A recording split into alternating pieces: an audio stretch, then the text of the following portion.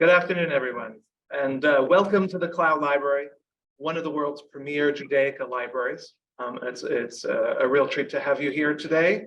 A little bit of housekeeping. Please do check out our website to keep abreast of the various events that we have going on. And I will just let you know that on Monday, April 3rd at 11 a.m., we're going to have a in-person show and tell of some rare manuscript Haggadot, a hair-raising tale, we're calling it, a story of the manuscript Haggadot. So that looks to be fun. So for those who were here yesterday, you know we are in for a real treat this afternoon. And I will express at the outset our appreciation to our partners in this suite of events, the Meyerson JCC, in association with the Yeshiva University Center for Israel Studies. Stephen Fine is professor of Jewish history at Yeshiva University and director of its Center for Israel Studies. Professor Fine is the award-winning author of numerous scholarly articles and monographs on the cultural history of ancient Judaism, as well as the founding editor of leading journals in his fields, and now, of course, an acclaimed film producer. And just as a reminder, a word to the wise for anyone who's coming out with a book: keep your film rights. That's just as I could go on and on describing his resume, but it is a scholarly record which clearly needs no burnishing. So instead, I will note what a pleasure it is to welcome Professor Wise, Professor Fine, who is both fine and wise. So it went, it goes without saying. So I will note what a pleasure it is to welcome the wise Professor Fine, who is, of course, no stranger to our library. And let me now introduce his presentation. He showed him the likeness of the tabernacle, the biblical tabernacle, in Samaritan literature and art.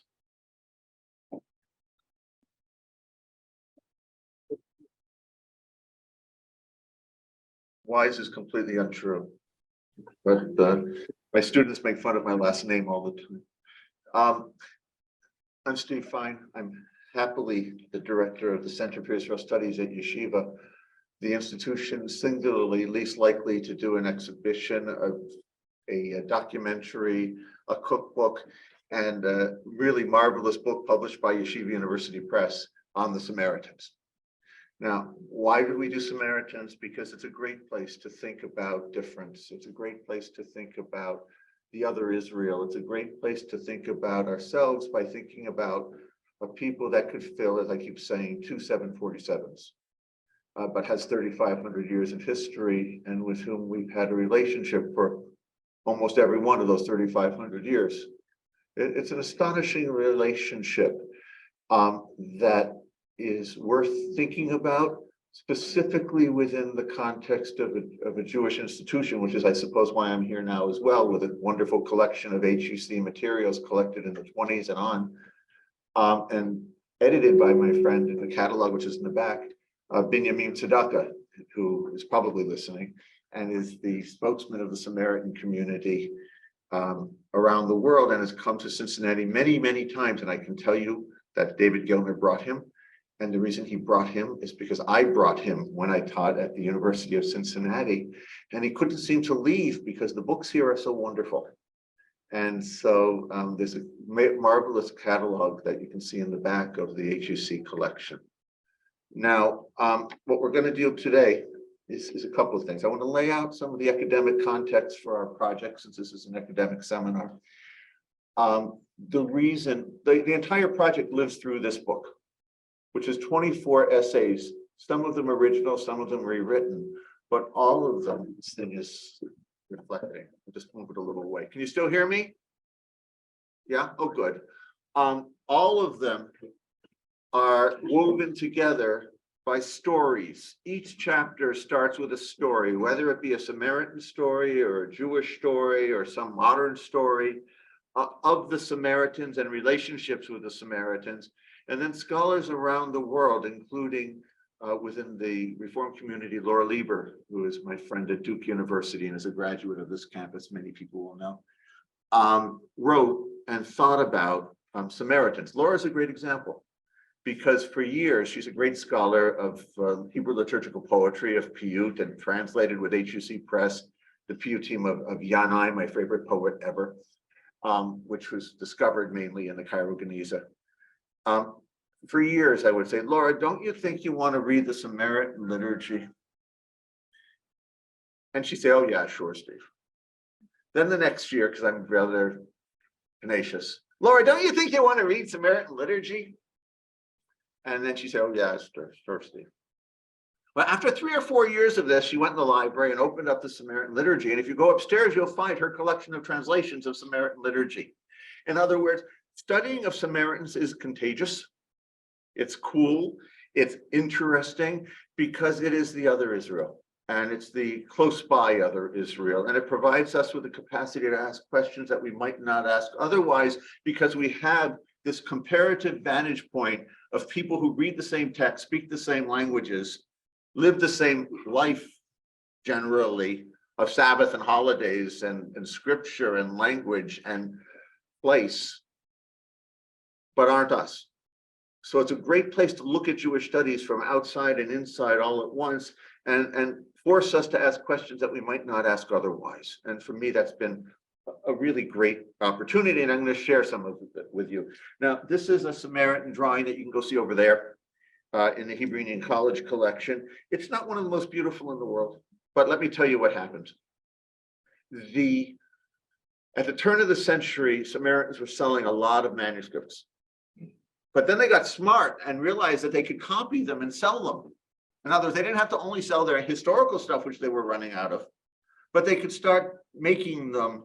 And so there was a great scholar in London named Moses Gaster who got a Samaritan typewriter. He had it made in London so that he could write back and forth with the high priest on Mount Gerizim in Nablus and ask questions. And a lot of what they wrote about was, can you please make me a copy of the Samaritan Chronicle?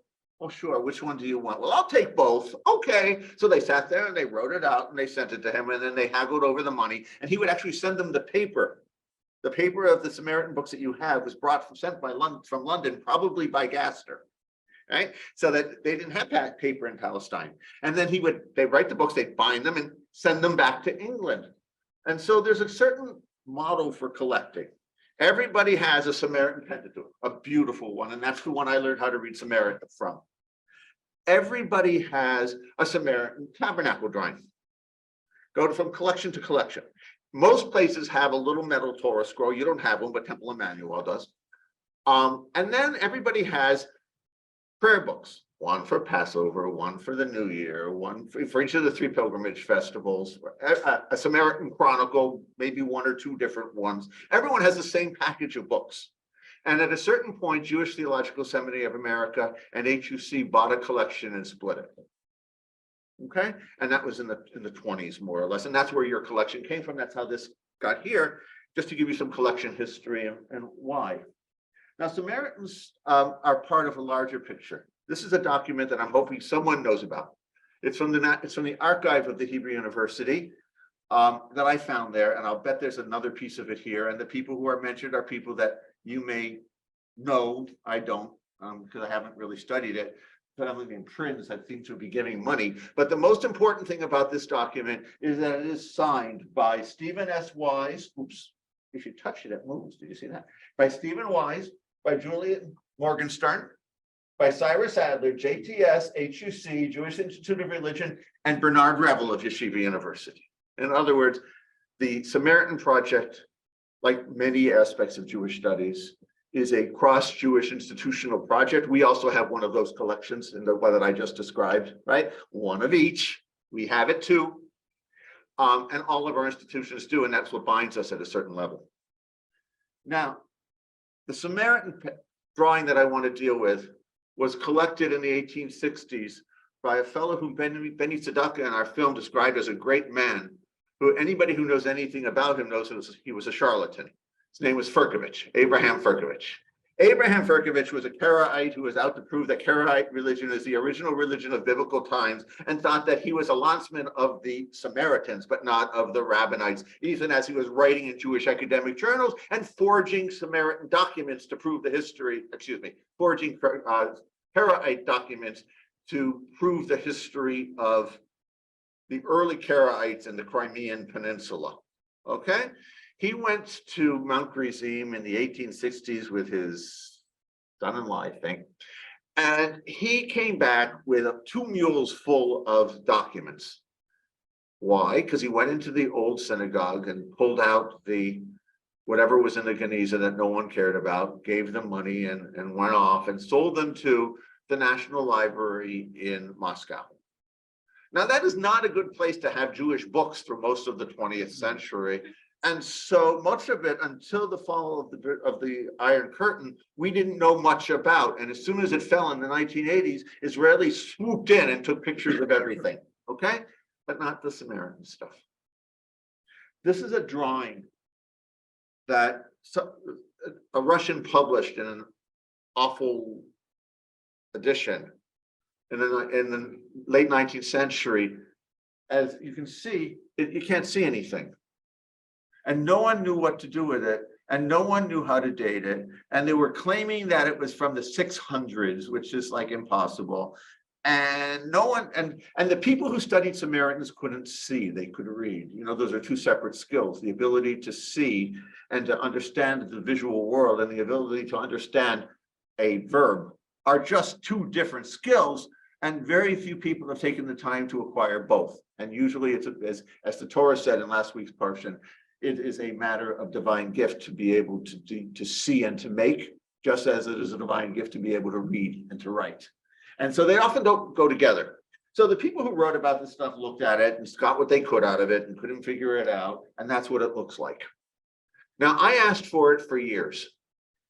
And it showed up just a couple of months before the war started in Crimea, just a couple of months before the curator in Moscow decided to live in Israel, right? It showed up in my mailbox. I asked for it and he sent it to me.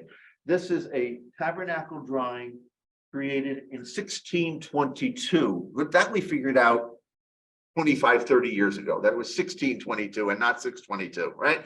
In other words, it is a very reasonable document. It's going to serve as our homepage. It hasn't been published. I'm in the process of dealing with it. We didn't have it when I created this. Believe me, if I had it when I created this, it would have been the page next to the Samaritans, a biblical people, because it's priceless and important and not in such good shape. Are the lights too bright for you to see the screen in the back? Can you see everything? Okay, good. Now, that drawing had some predecessors. This is the case of the images, as it's called. The oldest Torah case in the world, Jewish or any other kind. Okay? Why? Because Samaritans held that their Torah cases were almost as holy as their Torah scrolls. Okay? This one was brought from Damascus by people who emigrated, apparently, found its way onto Mount Gerizim. They do not call it a teak the way Sephardim do, which is a Greek word teke, just means container. They call it an aron. And they call the curtain on the Torah the masach, the I guess curtain, right? But they don't call it a parochet. In other words, you're dealing with a mirror universe. It looks the same. You think it's a parochet, even though they'll call it a parochet today. But reality, this is an aron. Don't think of it as a Torah cabinet. Think of it as a Torah scroll. The Torah scroll has an image of the tabernacle on it. That's really early. You can see it close up, right? Lots of people made images of the tabernacle. Above you see a fragment found in Cairo that shows the tabernacle with this little square. You see menorah. Down below is a Christian image from the 7th century. That was made in England and is now in Italy. Lots of people made images of the tabernacle. It's sort of obvious why, because it says, look and see and make it according to the pattern that you see on the mountain. Now, that commandment to look and see and make is too much for people to not do. And so all the communities that cared about the tabernacle made tabernacles, okay, in one way or another. All through late antiquity, we may or may not have synagogue mosaics that show the tabernacle. I tend to think not, but into the Middle Ages for sure. Now, this is a Torah curtain. It's the oldest Torah curtain virtually in the world. For the same reason, they didn't go anywhere. Number one, it was on Mount Gerizim all these years, except this one came from Egypt. Okay, this one came from Egypt. It has the same drawing on it, you see, except it's stylized. Now, these drawings have been made up until the 17th century, and again in the 19th century. At the end of the 19th century, when the great high priest Yaakov ben Aaron, who's standing in the center over there, with a Torah skirt, with a Torah drawing, with a drawing of a tabernacle in his hands, started creating manuscripts and other tchotchkes to sell to tourists who came through. Okay, one of the tchotchkes they made were these drawings. Now, people who have studied these drawings have taken them very seriously. This one's from Bill Gross's collection in Tel Aviv. There are maybe 30 of them in the world on their paper, and they decline rather quickly. It's a relatively late one. The artist, the same guy, will put the menorah on the left one day and on the right the other. We cannot overly interpret these images, especially when sold to outsiders.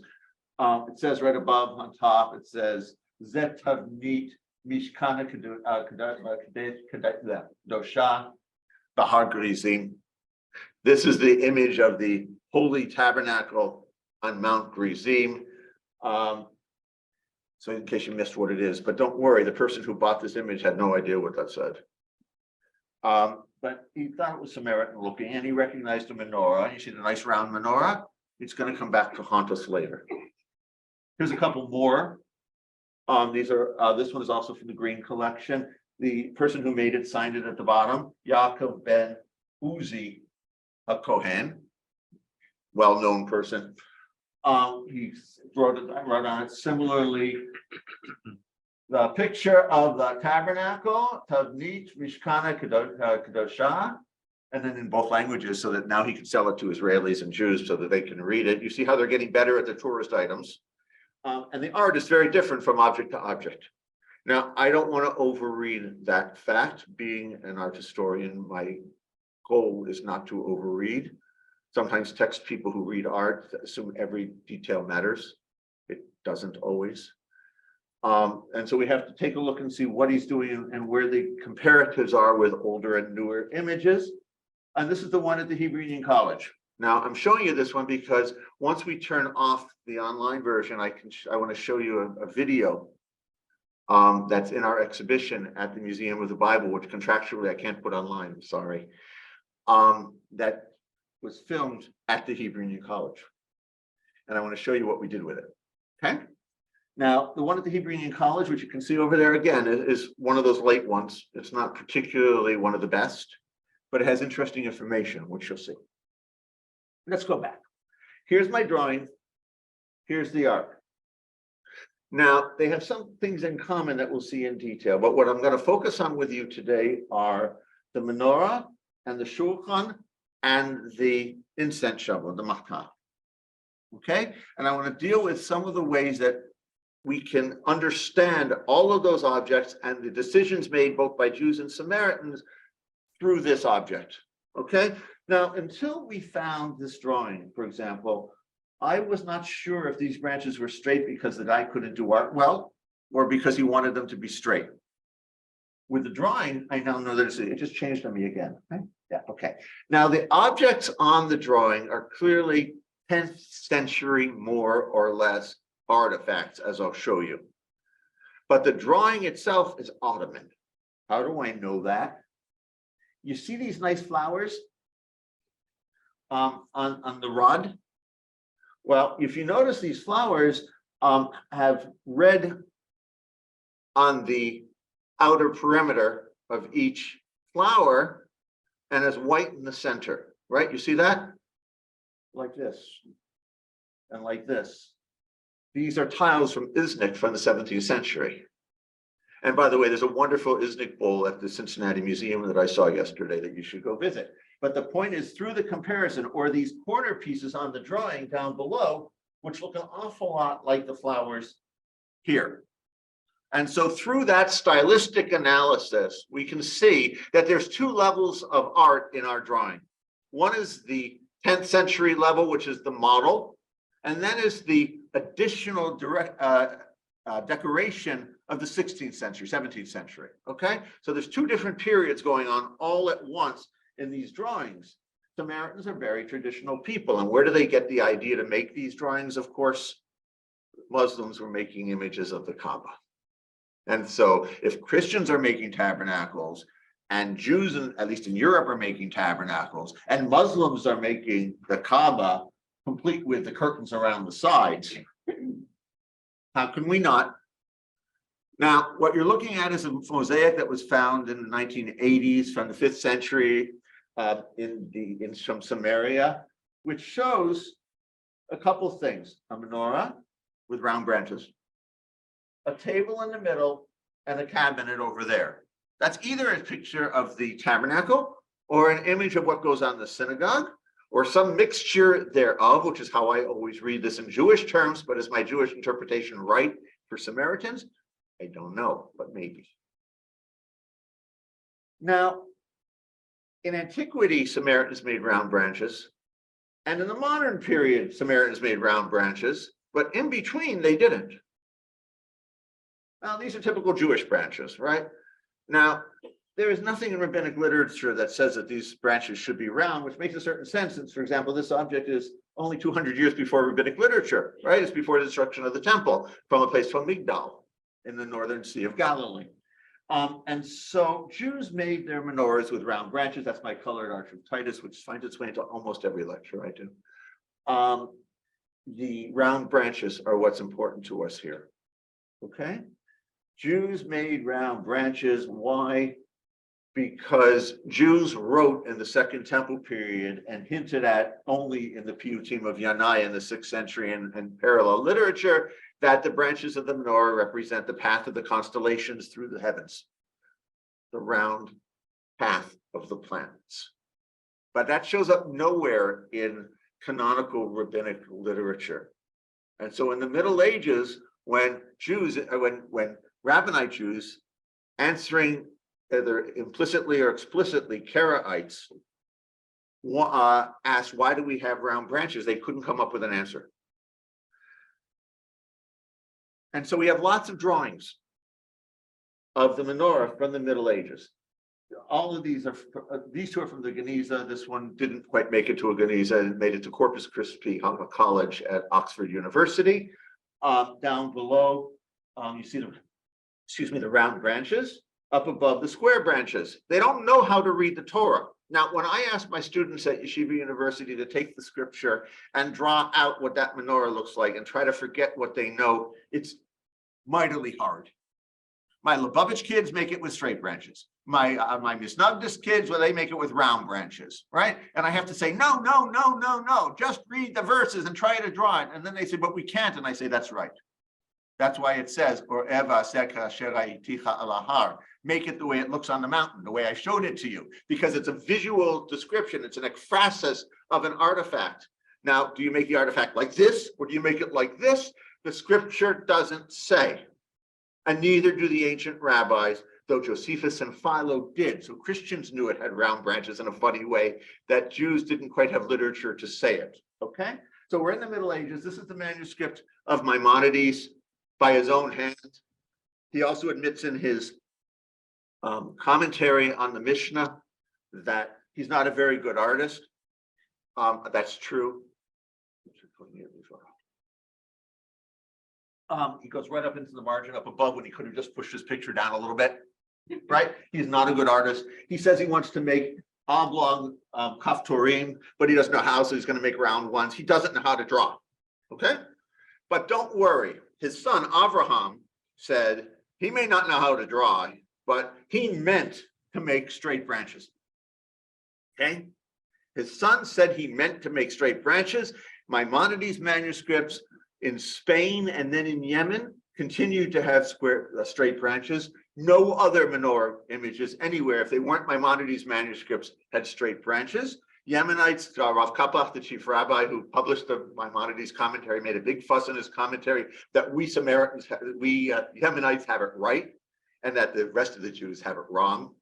That the branches are really straight according to the Rambam. Why? Because according to the Rambam, living in that world, the Torah doesn't say the shape of the branches. So why are you saying they're round? The straightest answer is straight. Guess what? The Samaritans came to the same conclusion. And you can see the object in great detail. The knobs, the fire pans underneath the lamps, the base. They drew an object that fits the 10th century, the objects of the 10th century. How do I know that? Because right next to it are objects of the 10th century that were found in Tiberias in an excavation. The earliest stuff tends to come from excavations because you don't preserve that stuff in mosques and churches and synagogues for 1,000 years. And you can see the knobs and you can see the bases and you can see the fire pans beneath the branches. They were clearly using this Fatimid period model when they made this drawing, and it had been preserved among Samaritans for 600 years until they made this drawing, and for 500 years before they made the Torah Ark. Okay, the cabinet. Now, here we see the Samaritans with their straight branches. Why? Well, let me tell you a secret. Samaritans did not read Josephus, and they did not read Philo, and they didn't even have the piyutim of Yanai, right? They had apparently no tradition of the shape of the branches after antiquity. And they'd forgotten that they were round. Those mosaics I showed you were 500 years earlier. And so they read the verses and they said, oh, must be what it looks like. And they made that. In other words, please tell people who are theologically committed to straight branches that the asmachta, the support for their interpretation, comes from a Samaritan document of the 17th century. Which is utterly cool. In other words, the Jews and the Samaritans were coming to the same conclusion at the same moments. Now, let's go back to our drawing. Here's our menorah, right? In the center is the ark. See our curtains with our nice flowers that I mentioned before. Great. What I'm interested in is this. Our object has a number of objects that are labeled as machtaot, as incense shovels. Okay, now if you go through your Chumash, you'll see there's a number of words for all these tools that were used in the tabernacle, and no one knows what they are. And they get translated as snuff shovels and brushes, and no one knows. Okay, but the Samaritans saw that the Torah says that the menorah has machtaot, so it put these incense burners. You see them hanging there, these censers. Great, and they call them machtaot. Now, let me tell you a secret. They have other objects that they also call machtaot. Now, we tend to call these shovels in contemporary times machtaot, right? Anybody who goes to an ancient synagogue, they'll say, oh, there's the menorah, and there's the shofar, and there's the lulav, and there's the machta. Okay, why do they say that's a machta? Because in the 1930s, scholars fought it out trying to come up with a name for this. There was no name for this object until the 1930s in modern Hebrew. And they chose one biblical noun over another biblical noun. Okay, so the machteh for that shovel is a creation of modern Hebrew. A good approximation, a smart approximation, but an approximation. Okay, so we don't know what this was called in Talmudic times. It could have been a ya'eh. There's lots of words that could have been used for that shovel in Talmudic times, in Second Temple times. When the Mishnah talks about a machteh, what are we talking about? It's not clear. But in the 1930s, a group of Jerusalem scholars created this amazing conversation, which I've published about. It's going to come out in the Shalom Sabar book, but don't tell Shalom, in which I point out all the different options and the development of terminology and how they finally came to a conclusion and set in and chose the word that would be used, that if you're an Israeli, you just think that's the word, and that's always been the word since God gave it. Okay, because that's the one they taught you in elementary school. Now, these are all incense shovels in ancient Jewish context. Okay, now This is also called machta, a incense burner. Remember, I showed you that there were the incense burners. Now we have another kind that looks sort of like, I don't know, a cover, 4 legs, an extender. It looks like that, doesn't it? We go back so you can see it again. Oh, you have it down below in the bottom right. There's the object. That's what the object looks like. Guess what century it's from? About the 10th. In other words, under Islam, they started making covers for the shovels so that you don't get burnt so quickly and you can put it in your living room. Okay. And they started making them. This one is from the same find. That one's from the from the Metropolitan Museum of Art, from the collection there. There's, I think, something similar in the museum here. And this is a drawing from, again, one of the Geniza documents, which you won't be surprised that when it first came out, Mordechai Narkis, who wrote a book called the Hanukkah Menorah, said, "Oh, that's a menorah." And then he found out he was wrong and found out it was a shovel it was a shovel of some sort. And he didn't know what kind of shovel. I know what kind of shovel. It looks like this. In other words, the same object is called a mahteh, whether it be a incense burner or whether it be an incense shovel. Same noun. Okay. Now that's terribly unuseful if you're trying to bring a language back to life. You have to choose one noun for one object or one noun for another object. But Samaritans were very comfortable in the Middle Ages to use the same noun for 2 different kinds of incense burners. Okay. That means that I really don't know what that thing was called in antiquity. I know that Samaritans used the same word for something that hangs as for something that's a shovel. Right? Huh. I know all of that because this document labels each of them, which is something that didn't exist before. Samaritans, somebody labeling the object. No one wrote next to that thing, incense shovel. Right? No one put a noun next to it. So I don't know what it was called in antiquity, but I do know what Samaritans thought it was called by the Middle Ages. And it was called the same thing as the other kinds of incense burner. In other words, they didn't come up with a lot of different nouns. They used the same noun based upon the Torah for both objects, even though they look different. That's terribly unhappy for an archaeologist or an art historian to have the same name used for the same thing. But it's pretty common in our world as well. Right? Think of the objects that have exactly the same name, but we all know they're different. And you can just think about them while I continue. Now, here's the same object again, our incense burner. Good. And here's the hanging one. And the contemporary Kohen using it during prayers in the Samaritan synagogue. And guess what it's called? A matan. In contemporary Samaritan. They have some incense in the back of the synagogue that they say goes back to the 14th century. That's pretty cool. They keep it there as sort of a relic. So incense burning is something that Samaritans do, that Rabbinites once did, according to what Karaites say about them, that we have every reason to think that Jews did in ancient synagogues, and not for Havdalah. They did it because they liked the smell. Okay? It gave the space not only beautiful lighting. It gave the space not only beautiful lighting from the oil lamp menorahs, and beautiful sights from the tapestries and beautiful floors, but it's beautiful smell as well. So it took care of all of your senses all at the same time, just as the tabernacle did in the desert, right? With all of the smells and the touch and all of that. But Jews stopped doing it and Samaritans continue it. So it provides a place for comparison. And so when I ask, what's that thing called? And of course, they tell me exactly what I expect it should be called because it's been called that since the Middle Ages. All of this is to say that when they discovered this floor in an ancient Jewish synagogue, probably a Beit Midrash from Beit Sha'an, they called it, an incense burner. But if my Samaritan thing is right, I know exactly what it's called. And that messes up our denotation of the noun in modern Hebrew, right? It makes life more complex, but it also gives us a name for it and shows us how language works. Now let's look at the table.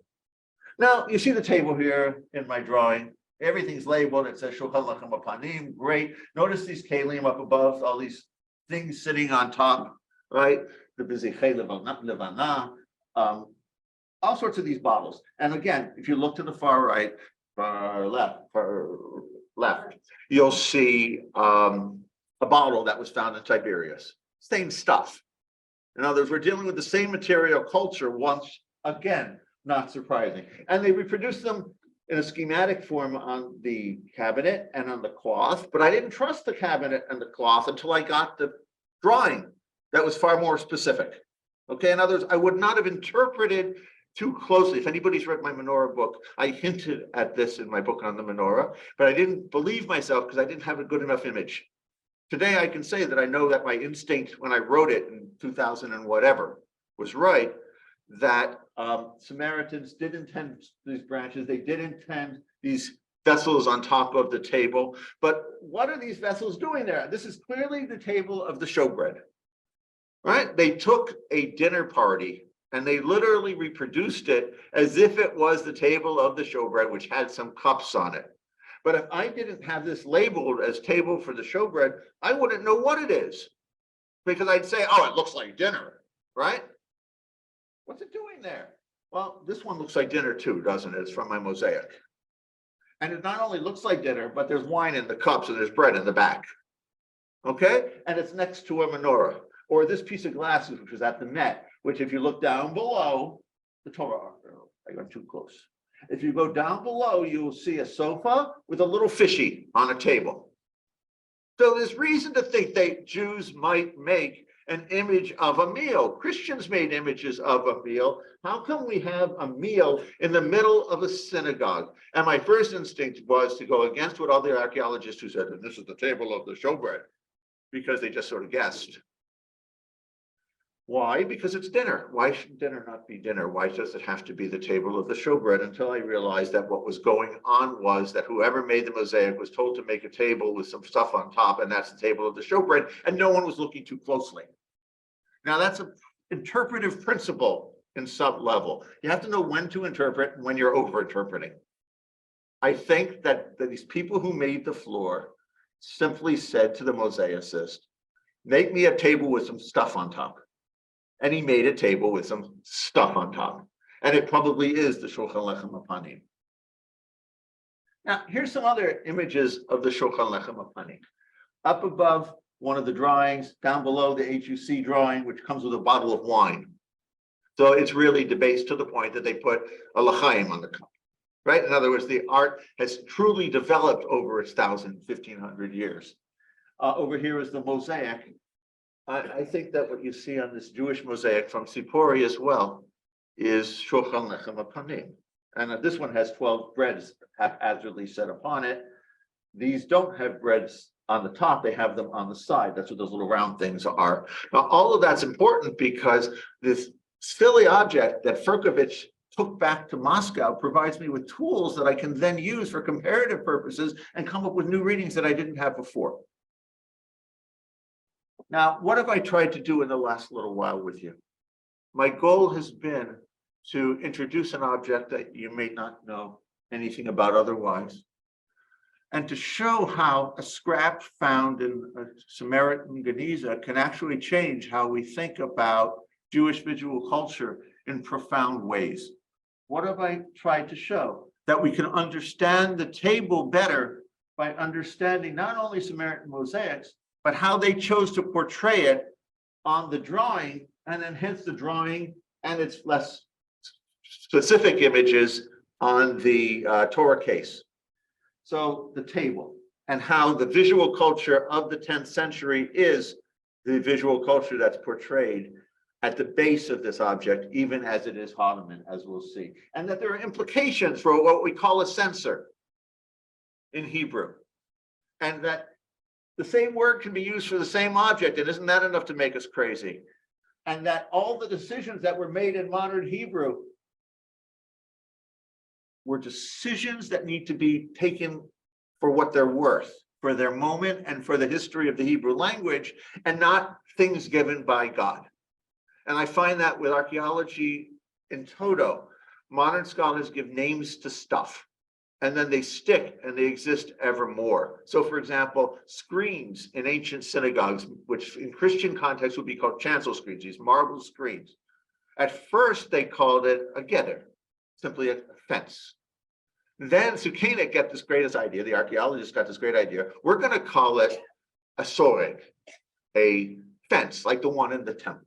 Isn't that nice? There's a connection between the fence in the synagogue and the fence in the temple. Isn't that great? It's unfortunate that there was a dissertation written at an American university that talked about the relations between the chancel screen and the Temple of Jerusalem based upon the soreg in the synagogue, the scholar not knowing that it was a word that was developed in the 1930s. Okay? These things can matter for how we understand the past. We keep going back. Now, here's my object again, which I hope you understand a little bit better now, down to the censers, down to the incense shovels, down to the shape of the flowers, which tell us that we're dealing with an ornament object, down to the metalwork that is clearly 10th century from, in this case, from Tiberias, from the hoard there. And the decisions that went into making a straight branch menorah, the polemic that you see out there on the street every Hanukkah time, whether the menorah looks straight or whether it looks round, go back a long time and are based on deep interpretive issues in the Torah of what shape those branches ought to be. Where late antiquity made one decision, medieval Egypt made another, reading the same material. Why? Because in medieval Egypt, they didn't know what it was and they took the simplest answer, whether it be Samaritans or whether it be Maimonides, right? Jews in Eretz Yisrael, on the other hand, and Philo in Egypt, knew that those branches represent the planets and the sun and the moon going through the heavens, and hence round. But it didn't make its way into canonical rabbinic literature. By not making it into canonical rabbinic literature, it left the space for Maimonides to ask the question.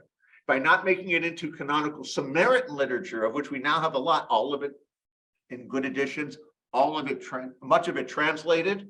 There's a new edition of Tibat Marka, the Samaritan Midrash, that I hope everyone will get a hold of who likes Midrash, because it will change how you read Midrash. We have Samaritan poetry, which is hard to read, but Laura Lieber, may God bless her, translated a selection of it. So there's no longer an excuse not to read Samaritan material, where 30 or 40 years ago there was, because it was hard and the editions were hard and the script's funny looking. Samaritan Midrash doesn't know about round branches, and they came to the same conclusion. But in late antiquity, we all did the same thing, as we do in the modern period. Now, all of this is to take us back to a cross-Middle Eastern phenomenon of making pictures of our holy places. Notice the curtains here, just as in my object. A cross-Middle Eastern phenomenon that goes through the Ottoman period, that Samaritans kept up throughout the Middle Ages, into the 20th century, and even to Cincinnati, Ohio. Okay? So with that, we'll go back to the pictures in case you forgot.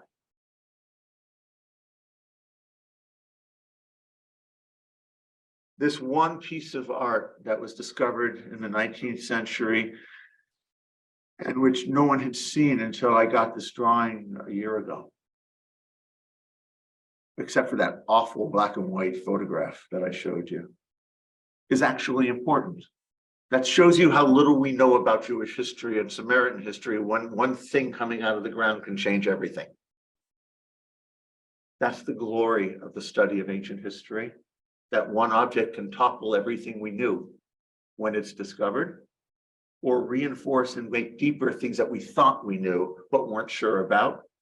And my goal today was to share that complex reality with you in a building that I truly love, where I must say I spent an awful lot of time upstairs making sure the lights didn't go out while I was sitting on the ground going through books quietly, while my son sat over there in the HUC daycare, and life was good. So thank you, everyone, and thank you for bringing me to Cincinnati. Question? Yes, good question. First one is from Shani Golan Khan, and she wanted to know if we could give just a quick, brief rundown of how the Samaritans fit into the spectrum of Sidukim and the Essenes, that like just and the Karaites, like where they fall in relation to all the other sects. Sadducees, Essenes, Pharisees, first generation Jesus followers, and Karaites were all Jews. Okay, that means they are descended from the tribe of Judah, sometimes Benjamin, and Levi, whether the Levim and Kohanim. Samaritans are descendants of Manasseh and Ephraim and Levi.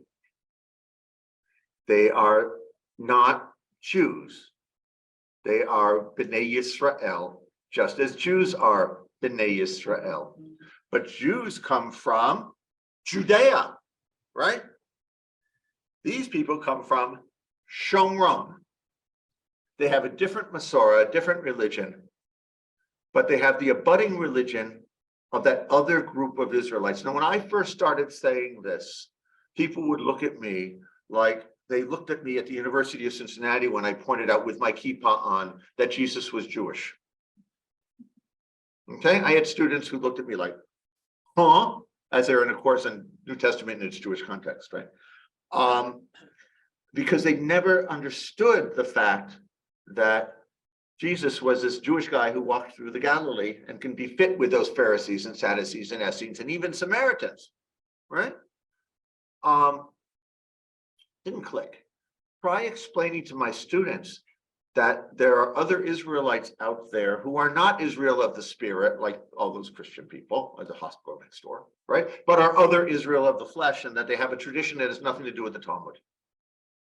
It was like they came from Mars. Today, I'm happy to say that within the Yeshiva University community, they've gotten used to me, and I've done my job. In other words, it's normal where I work. Oh yeah, there's fine with the Samaritans again. And they're not Jews. And I've done my job, right? And they seem nice, they're in their movie, you know. But Samaritans, this is the mistake that folks often make. On the one hand, they get mad at them because they look like Jews, but they're not Jews, so there's no reason to be mad at them, right? They're not a Jewish sect. They're an Israelite sect. Pharisees and Sadducees and Dead Sea Scrolls people argued with each other as Jews. Samaritans were one step away. Those Israelites whose matzah you may or may not be able to eat, but let us be clear that those are Ephraim, for God's sake. Those are the Josephite tribes, and not the children of Yehudah, who believe in what every good Jew would believe, that the Samaritans are utterly wrong for thinking that that thing was buried on Mount Gerizim, which is God's holy mountain, right? And that's where the crux of the, choose the word, that's where the crux of the problem comes from, right? The crux of the dispute is whose holy mountain is right, okay? So does that answer the question? I hope she likes it. What's next? Anybody? Anybody else online? Zoom, but we. All right, local people, anybody have any questions? Please. Where they live, are they, I know that they don't consider themselves Jewish, we don't consider them Jewish. Do the Palestinians in the West Bank consider them Jewish? You think that our relatives, did everyone, let me repeat the question. They're not Jewish. Jews don't think they're Jewish, hopefully. They don't think they're Jewish, for sure. Right? What about the Palestinian neighbors in the West Bank? Okay. The Samaritans lived the life of Fiddler on the Roof. Right? The ones who live in Cholon, they're completely Israeli in every way. They've been accepted since 1949. They were among the first to be included in the law of return. They have full rights. The rabbinate doesn't know what to do with them because they're under Mishrad Datot and not under the rabbinate. There have been all sorts of discussions about what happens with when a Samaritan gets divorced. There was at one point a divorce between a Samaritan and a Karaite, and they couldn't figure out jurisdiction. The people in Mount Gerizim are the issue because they have Israeli IDs. They also have Palestinian IDs. There are Samaritans in Mount Gerizim who are more Palestinian. There are Samaritans at Mount Gerizim who are more Israeli. You get sick, you go to Balaam, and you're not stupid. Right? You hear my point. In other words, where are you? Where do you fit? Do you have a business in Nablus? Or do you work at the airport in Tel Aviv? Are you a real estate man, as Brito is sometimes in Or Yehuda? You know, you hear my point. Which part are you part of? It depends on the day and the moment. Josephus says that you can't trust Samaritans because if things are going well, they're your friend, and if they're not going well, they're not related to you anymore. Doesn't that sound like people who are trying to survive? And so part of our goal in this project is not to pin them, because lots of people are going to watch our movie, right? You saw we did nothing political. If you saw the film, you saw there was absolutely nothing political. Some of the people who saw the film said, well, what about the Palestine-Israel conflict? And our response was, go see some of the other movies that were made in 3 weeks, right? Ours took 5 years. That's not our subject. You want to see the whole story? There are lots of films out there. But ours was to get into the kishkas of the community and to see where the complexities are through their eyes. It ain't an easy identity to maintain. But as you saw, it's not an easy identity to leave behind. And this is one of those things that Jewish parents, at least in my parents' generation and mine, worry about all the time, right? Do we have continuity or do not have continuity? Do we disappear or do we not disappear? We may be 2% of the American population and think we're really, really small, but compared to the Samaritans, we're huge. Anybody else? Yeah, Steve. Thank you for coming. Thank you, my pleasure. Let's go back to the detailed shot of the Samaritan menorah, Which one? the one that's in the upper right hand. The one on here? Yeah. Yeah, sure. Hold on. Bum, bum, bum, bum, bum, bum, bum. Let's go all the way through. That's a good one. Yeah, it's the biggest one I got. If I were to build that image in 3 dimensions, I think that, at least as it appears to me, that the branches are more like a rib cage in 3D. That there wouldn't be one flame directly beneath the other. You see that they come out at an angle, huh? Yeah, Yeah, it's true. as opposed to the other straight armed menorahs you showed. Yeah, it's true. And the Samaritan ones too. Now, the question is, even, let's take a look at the other. This way. Am I going the right way? No, I'm going the wrong way. No, I'm going the wrong way again. I'm pointing out. Yeah. Round. I'm looking for another Samaritan of the mosaic. I'll go straight this way.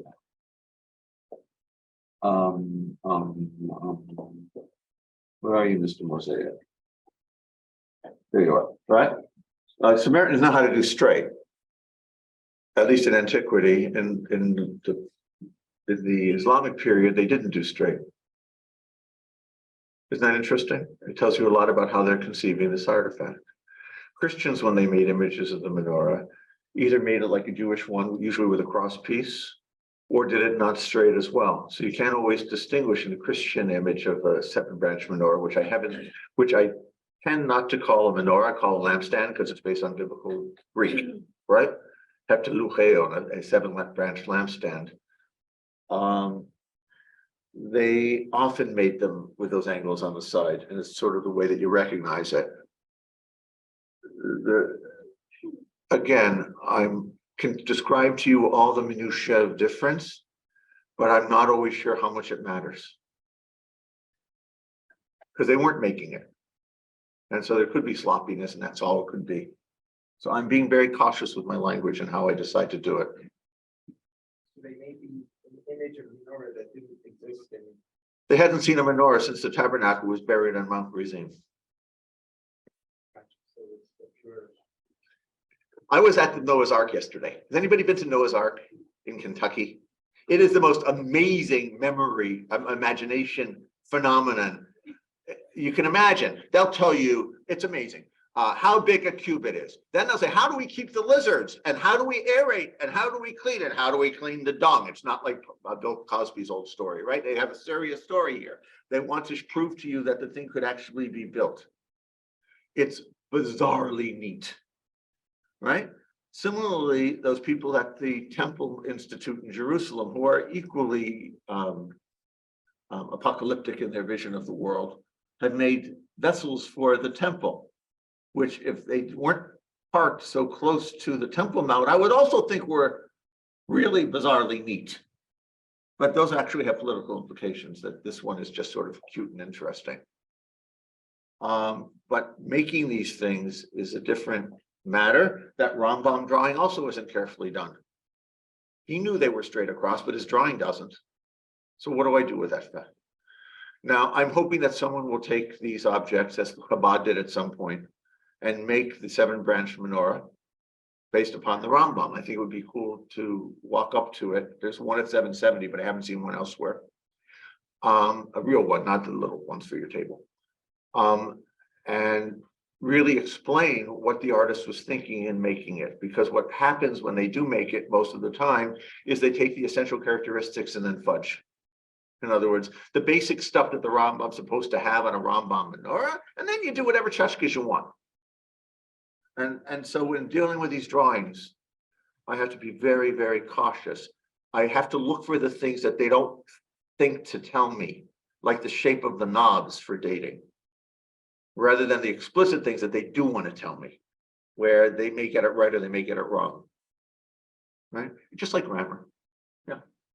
The Samaritans have a distinct philosophical tradition, as was developed in the West by Jews developing philosophical positions, as opposed to religion, purely religious. Oh, I study religion, and I tend to think that philosophers are just as much part of religion as everything else. They just have a different tool. Yeah. Right. They don't always like to hear that. Look, Samaritan philosophy I don't know of, but if you go into Bat Marka in the later books, you can see that they're dealing with philosophical issues. They're dealing with Neoplatonism, for example. The ideas are floating in. They're using Saadia Gaon's translation of the Torah and Samaritanizing it.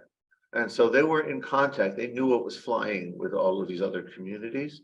And so my guess would be that if you were in Fostat in the 13th century and other people are doing philosophy, there was some Samaritan out there doing it too, but we don't have his book. It's a good example. I have a story that exists in a early modern chronicle that was published in Constantinople in 1530 something. Okay, I mentioned this last night. In the back of it, it says, I, Samuel Sulam, found this story among the Samaritans, and it's really our story, and it's about Joshua, right?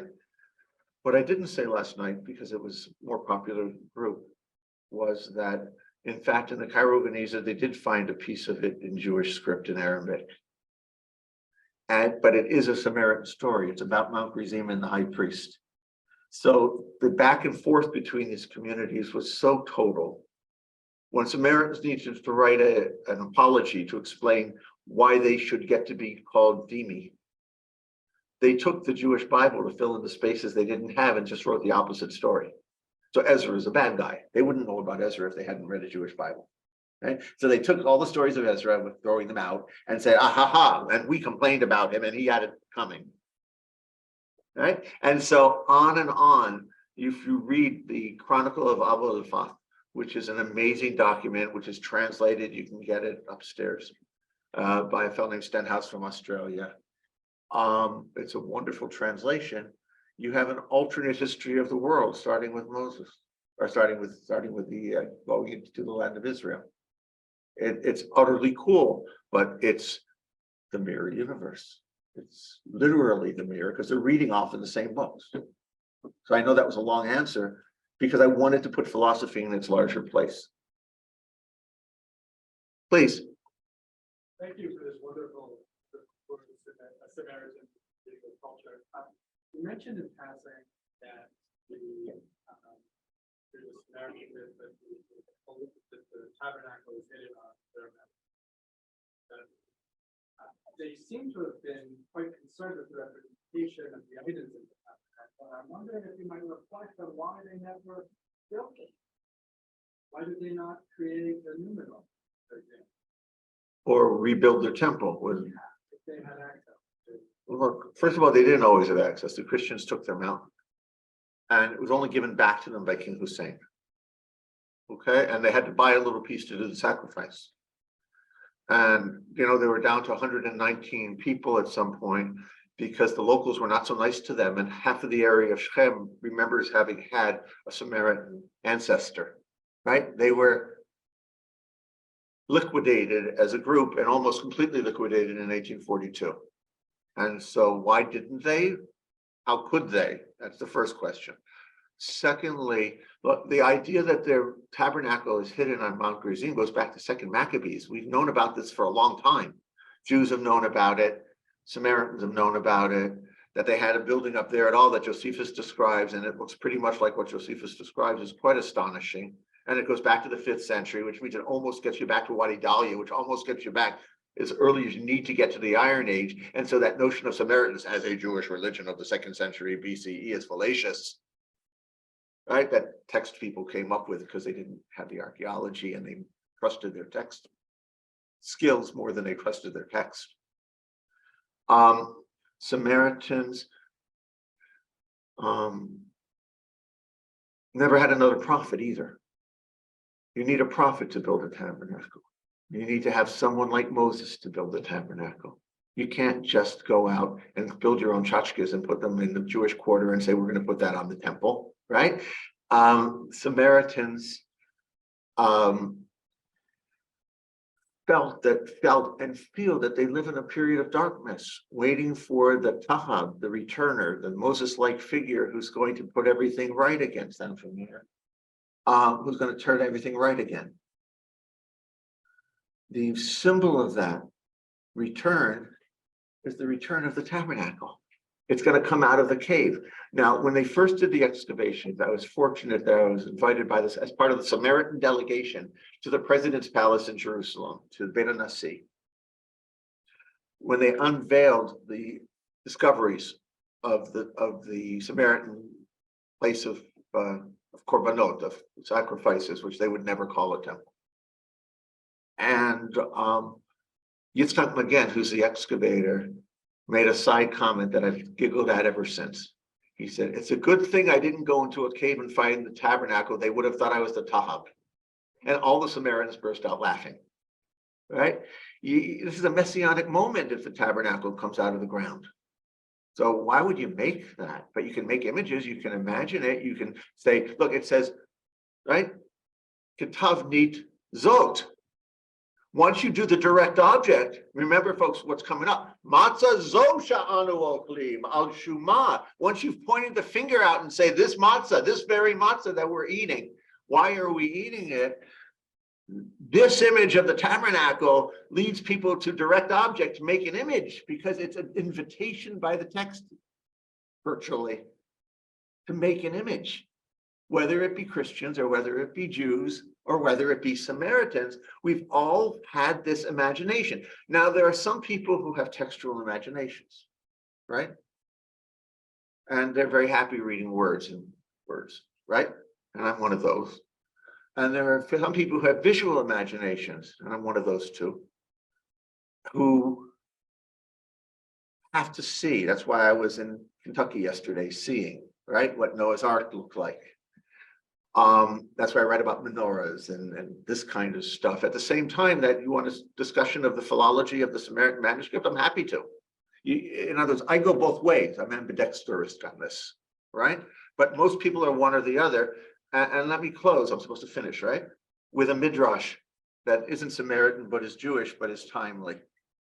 And that's a famous one. That when God said to Moses, make the menorah, so God